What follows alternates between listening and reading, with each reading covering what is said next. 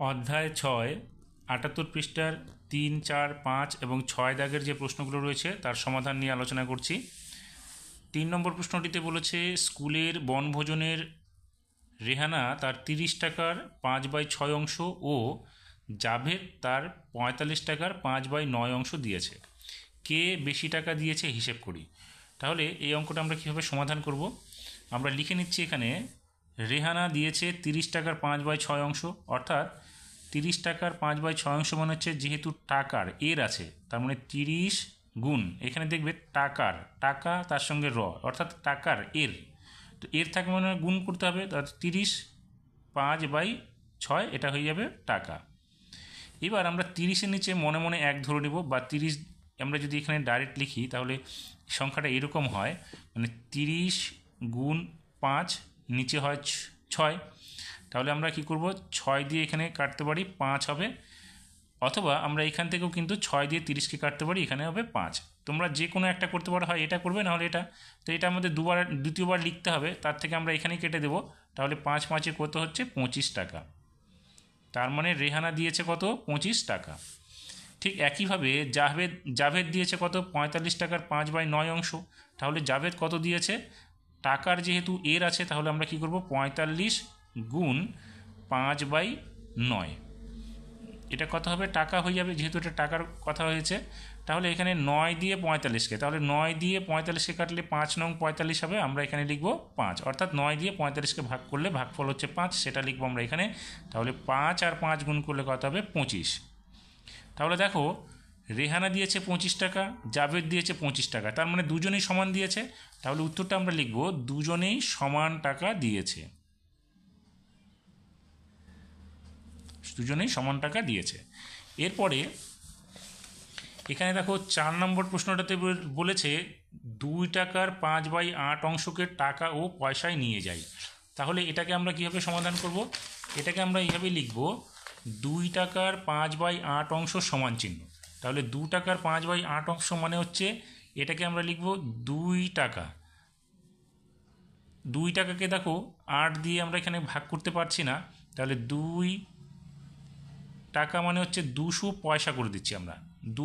১ টাকায় ১০০ পয়সা, তাহলে ২ টাকায় ২০০ পয়সা গুণ ৫/৮, তাহলে এটা কিসে বেরোবে, পয়সায় বেরোবে। এবার যেহেতু এটা পয়সায় বেরোচ্ছে আমরা ৮ দিয়ে এটাকে ভাগ করব। দেখো ৮ দিয়ে যদি ভাগ করি, প্রথমে আমরা কি করছি ৪ দিয়ে বা ২ দিয়ে ভাগ করছি, এখানে লিখছি ৪, ২ দিয়ে ভাগ করলে এটা কত হবে ১০০। এবার আবার ৪ দিয়ে যদি এটাকে ভাগ করি তাহলে হবে এখানে ২৫। এবার ২৫-এর সঙ্গে ৫ গুণ করলে কত হবে ১২৫ পয়সা, তার ১২৫ পয়সা। এই ১২৫ পয়সা মানে ১২৫, তার মানে ১০০ পয়সায় ১ টাকা, তাহলে আমরা লিখব হচ্ছে ১ টাকা ২৫ পয়সা। জিনিসটা দেখো আমরা কি করলাম, প্রথমে এটাকে ২ দিয়ে ভাগ করলাম তাহলে ৪ হলো, আর এখানে ২ দিয়ে ভাগ করলে ১০০ হলো। এবার এই ৪ দিয়ে যখন আমরা ১০০কে ভাগ করবো তখন হবে ২৫, তাহলে ২৫-এর সঙ্গে ৫ গুণ করলে হবে ১২৫। ১২৫ তার মানে ১০০ পয়সায় কত হয় ১ টাকা হয়, এবং ২৫ পয়সা থেকে গেল, অর্থাৎ ১২৫ পয়সায় ১ টাকা ২৫ পয়সা হবে আমাদের উত্তরটা। এরপরে ৫-এ রয়েছে কি গুণ করি। তাহলে ১ থেকে ৪ পর্যন্ত যে সংখ্যাগুলো রয়েছে সেগুলো আমরা কীভাবে গুণ করব দেখি। ১ নম্বরটাতে রয়েছে ১২০ গুণ ৩/৫। তাহলে আমাদের কি করতে হবে, আমরা ৫ দিয়ে ১২০কে এখানে ভাগ করব। ৫ দিয়ে ভাগ করলে দেখো ১২০, আমরা একটা সংখ্যা দিয়ে একটা সংখ্যাকে ভাগ করতে পারছি না, এখানে ১২ ধরবো। ১২ ধরলে আমরা দেবো কতবার, দুবার, তাহলে ১০ হচ্ছে, ১০-এর মধ্যে এখানে ২ বাঁচবে অর্থাৎ ২০ হবে। তাহলে ৪ ৫-এ ২০, অর্থাৎ ৫ দিয়ে ১২০কে ভাগ করলে হচ্ছে ২৪। এবার ২৪কে ৩ দিয়ে আমরা গুণ করব। দেখো ৩ দিয়ে ৪কে গুণ করলে ৩ ৪-এ ১২, ২ হাতে থাকলো ১। এবার ৩ দুগুণে ৬ আর ১-এ ৭, অর্থাৎ ৩ চব্বিশে ৭২ হলো আমাদের গুণফলটা। এরপরে দ্বিতীয় নম্বরে অঙ্কটা রয়েছে ২ গুণ ২১৫ গুণ ৩/৫। তাহলে ৫ দিয়ে আমরা ২১৫কে কাটতে পারি। ৫ দিয়ে ২১৫কে কাটলে দেখো দুটো সংখ্যা নাও, কারণ এখানে ৫ বড় হয়ে যাবে একটা সংখ্যা নিলে, আমরা নিব ২১।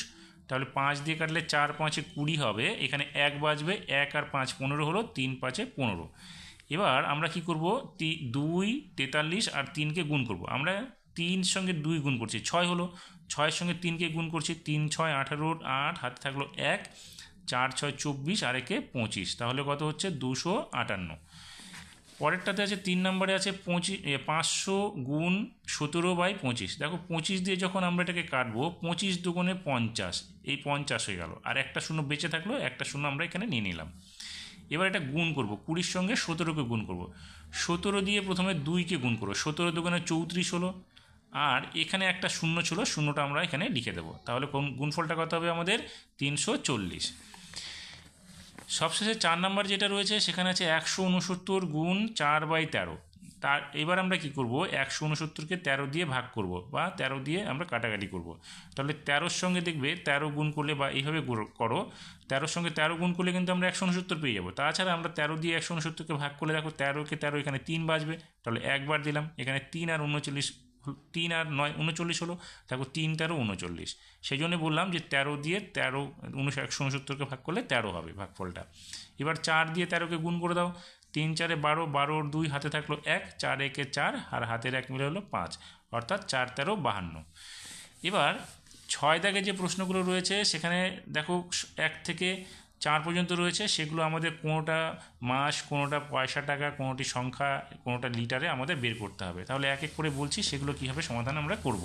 এখানে বলেছে 1 নম্বরে 1 বছরের 3/4 অংশ কত মাস আমাদের বের করতে বলেছে। দেখো 1 বছরে হচ্ছে 12 মাস, তাহলে এখানে আমরা লিখব 12 গুণ 3/4 মাস। এবার 4 দিয়ে 12কে ভাগ করো, কত হবে? 3, তাহলে 3 তিরিকে 9 হলো, আমরা এখানে লিখব 9 মাস, হয়ে গেল। 2 নম্বরে বলেছে 5 টাকার 3/4 অংশ কত পয়সা, কত টাকা কত পয়সা আমাদের বের করতে হবে। দেখো 5 টাকা, 5 টাকায় কত পয়সা হয়? 1 টাকা যদি আমাদের 100 পয়সা হয়, তাহলে 5 টাকা হবে আমাদের 500 পয়সা। তাহলে এখানে আমরা লিখব 500 ইন্টু 3/4। এবার 4 দিয়ে আমরা 500কে ভাগ করব, 4 দিয়ে 500কে ভাগ করলে এখানে হবে 125। দেখো কী করে হয়, 4 দিয়ে 5কে ভাগ করলে 1 হবে, 4 একে 4 হলো, 5 থেকে 4 গেলে 1 হবে, 1 আর 0 10 হলো, তাহলে 4 দুগুণে 8 হলো, এখানে 10 থেকে 8 চলে গেলে 2 বাজবে, আরেকটা 0 20 হলো, তাহলে 4 5 20 হলো। এবার 3 দিয়ে 125কে গুণ করে দেখো, 3 25 75, এখানে হয়ে গেল, এখানে হলো 75। আমরা এখানে একটা সংখ্যা এখানে সমান চিহ্ন দিয়ে দিচ্ছি, তাহলে এখানে হলো 75, আর 3 একে 3, অর্থাৎ 375 পয়সা হলো। এবার 375 পয়সা মানে কি, 300 পয়সায় 3 টাকা হবে, তাহলে এখানে আমরা লিখব 3 টাকা, আর 75 পয়সা মানে এখানে থেকে গেল 75 পয়সাটা, তাহলে 375 পয়সায় কত হলো? 3 টাকা 75 পয়সা। এবার 3 নম্বর অঙ্কটিতে কী বলেছে, 60টি আপেলের 3/4 অংশ কয়টি হবে? তাহলে 60টি আপেলের, তার মানে 60 গুণ 3/4 হবে। তাহলে 4 দিয়ে 60কে ভাগ করলে দেখো 15 হবে, কী হবে? দেখো 4 দিয়ে 6কে ভাগ করলে 4 একে 4, একবার দেবো, এখানে 4 থেকে 6 থেকে 4 গেলে 2 বাজবে, 2 আর 0 20 হলো, 4 5 20, অর্থাৎ 4 দিয়ে 60কে ভাগ করলে 15 হবে। এবার 15-র সঙ্গে 3 গুণ করলে কত হচ্ছে? 3 15 45। তার মানে কি হলো, 60টি আপেলের 3/4 অংশ মানে হচ্ছে 45টি আপেল হবে। সবশেষে যেটা রয়েছে 4 নম্বরে, সেখানে বলেছে 40 লিটারের 3/20 অংশ কত লিটার। তাহলে আমরা লিখবো এখানে 40 গুণ লিটারের, এর আছে তার মানে গুণ হবে, তাহলে 3/20, 20 দিয়ে 40কে কাটো, এখানে হবে কত হবে? 2, অথবা 0 0 কাটতে পারো, তারপরে 2 দিয়ে 4কে ভাগ করলে 2 হবে, বা 20-র ঘরে নামতা মুখস্থ থাকলে আরও সুবিধা, অর্থাৎ 20 দিয়ে 2 20 40 হবে, তাহলে 2-এর সঙ্গে 3 গুণ করো, 3 দুগুণে 6 লিটার। এইভাবে আমাদেরকে 78 পৃষ্ঠার যে অঙ্কগুলো রয়েছে অধ্যায় 6-এর, তার সমাধানগুলো করতে হবে।